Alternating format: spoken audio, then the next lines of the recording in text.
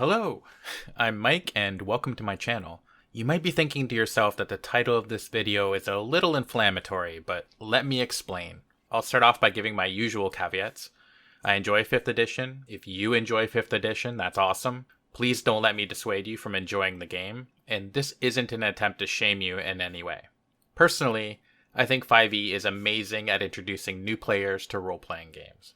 It's easy to play. There's a large player base, which means it's easier to find people to play with, and they've simplified a lot of the mechanics so that it appeals to a wider audience. However, in my opinion, 5th edition has some very noticeable flaws. I'm not going to go over them all here, but instead I'll focus on the few I think are relevant to this discussion. The first being that once you get past the first few player character levels, combat seems to drag on because both PCs and the monsters they're fighting have a much larger hit point pool.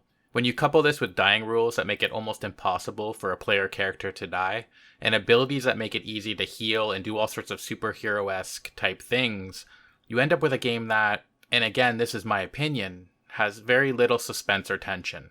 That doesn't mean that higher level games can't have suspense and tension, but I think that when they do, it's in spite of the rules and not because the rules naturally lend themselves to creating those atmospheric qualities.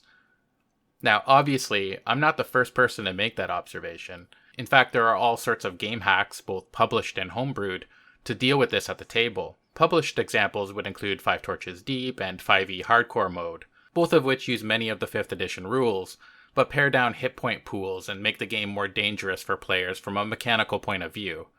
I tend to think of unaltered 5th edition as a power fantasy sort of game. Your player is usually not in immediate danger of dying. Players are confident in their ability to beat most monsters. Monsters, if played by their CR rating, are usually not that big a threat, and all this leads to a different sort of game. By that I mean that if you watch or play enough 5e games, you'll notice that a good chunk of the time, players will just throw themselves into encounters. They might make a half-hearted attempt to solve a potentially violent conflict using diplomacy, etc., but they aren't very worried about it turning into a bloody conflict either. And don't get me wrong, power fantasies can be a lot of fun. If that's your thing, then D&D 5th edition is definitely going to appeal to you. The flip side of that coin is something like 5 Torches Deep or other type of OSR game, where most encounters can be deadly. That's not to say that there won't be encounters the players won't just romp through, but it's not the norm. In these types of games, planning becomes more important. Your players will likely start looking at diplomacy as a very attractive option, increasing your chances of role-playing opportunities. They'll also look for other ways to beat the encounter without actually having to resort to violence, or they'll try to gain an advantage before combat begins. It also means they'll be more careful and exploration will take on a tenser atmosphere. These are the types of games I most enjoy, both as a player and a DM. I like that feeling of an uncertain outcome, as well as a sense of accomplishment I feel when I beat an encounter or a dangerous adventure. I find it very rewarding and exciting.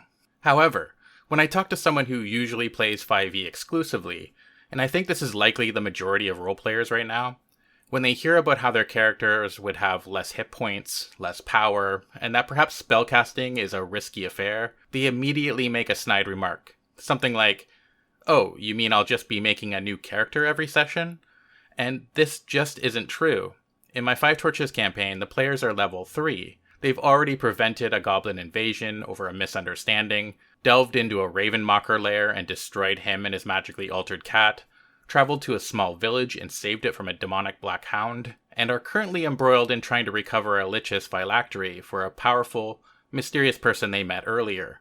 No one has died yet, although I will admit there were a few times when it was a very distinct possibility. But through good role-playing, smart planning, and yes, sometimes lucky rolls, they've managed to accomplish a lot in a short time without any deaths.